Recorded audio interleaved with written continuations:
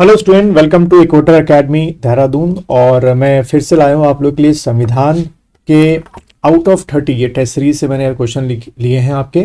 Out of 30 जो है कुछ शुरू के आपके 5 to 7 क्वेश्चंस जो आपके एग्जाम में आपको काम आ सकते हैं। अगर आपको ये पूरी टेस्ट सीरीज परचेज करनी है किसके लिए, आपके आने वाले लोअर यूके पीसीएस एफआरओ या लॉगिंग ऑफिसर के लिए, तो ये आपका फॉर्मेट है। इसके लिए आपको जो मेरी ऐप है इक्वेटर एकेडमी, या इस वीडियो के डिस्क्रिप्शन में इस ऐप का लिंक दे रखा है। आप यहाँ से टेस्ट सीरीज़ को परचेज़ कर सकते हैं। सिर्फ 499 की टेस्ट सीरीज़ है।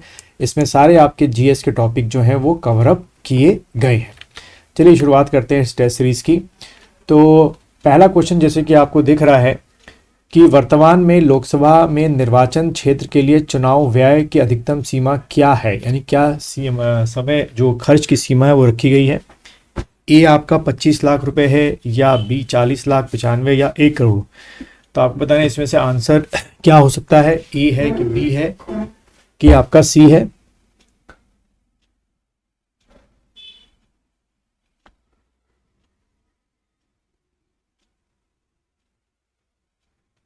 चलिए, तो आप लोगों ने आंसर इसका डिसाइड कर लिया होगा बच्चों। इसका जो आंसर है वो है आपका 95 लाख, यानी 95 लाख की जो अधिकतम सीमा है वो आपकी रखी गई है। तो यानी कि इसका आंसर जो है आप क्या करेंगे, सी पर टिक करेंगे। अगले क्वेश्चन की तरफ बढ़ते हैं। दूसरा क्वेश्चन जो आपको स्क्रीन पे सामने दिख रहा होगा, क्वेश्चन क्या है कि इसमें से पहला यहाँ मेरे ख्याल से वर्तमान में, कोई बात नहीं, दूसरा क्वेश्चन यहाँ आ नहीं पाया, कोई बात। दूसरा क्वेश्चन ये पढ़ेंगे आप लोग। क्या क्वेश्चन है कि संसद की स्थायी समिति के सदस्यों को लोकसभा एवं राज्यसभा से किस अनुपात में लिया जाता है। ठीक है, ये लोअर पीसीएस और आपका एफआरओ में ज़्यादा आने के चांसेस ऐसे क्वेश्चन कि किस अनुपात में लेते हैं, यानी कि लोकसभा के कितने मेंबर होते हैं और राज्यसभा के कितने मेंबर होते हैं, किस अनुपात में। अनुपात यहाँ पर जैसे कि आपको दिख रहा होगा लिखा हुआ है 2:1 का अनुपात होगा, या 3:1 का अनुपात होगा, या 4:1 का अनुपात होगा, या दोनों संख्या में 1:1 का अनुपात होगा।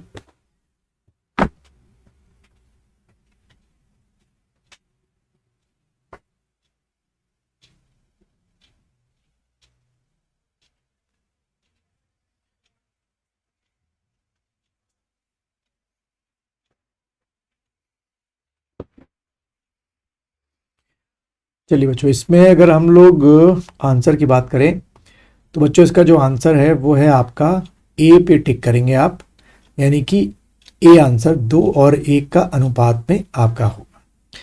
चलिए अगले क्वेश्चन की तरफ बढ़ते हैं हम लोग। और अगला क्वेश्चन जो है वो है कि निम्न में से कौन राज्यसभा का सदस्य होते हुए भी लोकसभा की कार्रवाई में भाग ले सकता है। बहुत ही अच्छा क्वेश्चन है कि राज्यसभा का मेंबर होते भी लोकसभा के कार्रवाई में भाग ले सकता है।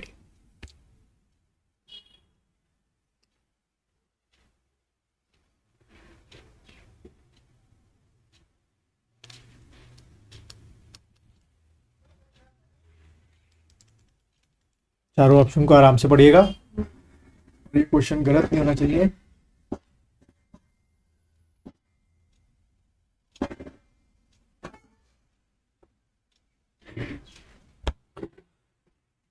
तो बच्चों इसका जो आंसर है वो है आपका क्या, सी आंसर होगा। सी पे टिक करेंगे, यानी कि वह मंत्री जो राज्यसभा का सदस्य हो। क्यों ऐसा मैंने कहा, या ऐसा आंसर क्यों है, क्योंकि ये कहा गया है कि कैबिनेट मिनिस्टर्स होते हैं, या जो मिनिस्टर्स होते हैं वो ज़रूरी है कि किसी भी हाउस के मेंबर हो। तो मान लीजिए आपका जैसे फॉरेन मिनिस्टर हमारे राज्यसभा से मेंबर है, लेकिन जब लोकसभा की कार्रवाई चल रही होगी, उनसे कोई प्रश्न पूछा जा रहा होगा, तो वो लोकसभा की कार्रवाई में क्या करेंगे, पार्टिसिपेट करेंगे।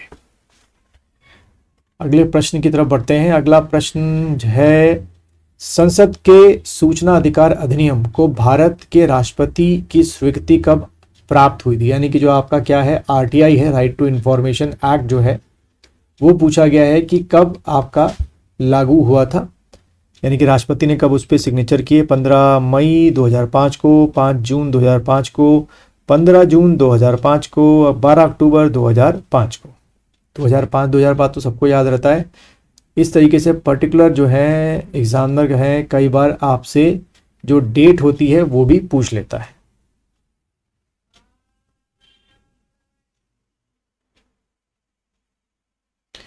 चलिए बच्चों, इसका जो आंसर है वो है आपका सी।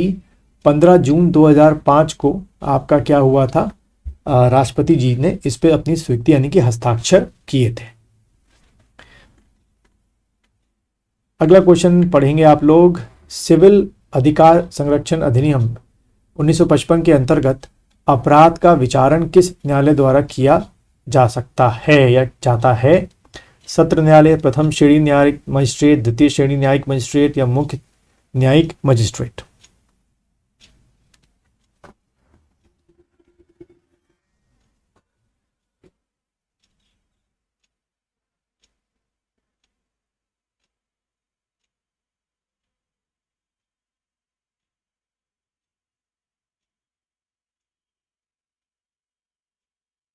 तो जो इसके आंसर की बात करते हैं, इसका जो आंसर होगा वो आपका होगा बी। प्रथम श्रेणी जो न्यायिक मजिस्ट्रेट है वो इस बात को निर्धारण कर सकते हैं। और एक और क्वेश्चन देख लेते हैं। निम्न में से कौन सामाजिक अधिनियम नहीं है? ठीक है, सामाजिक सोशल अधिनियम नहीं है। MISA, anti dowry act, protection of civil rights, prevention of immoral traffic act.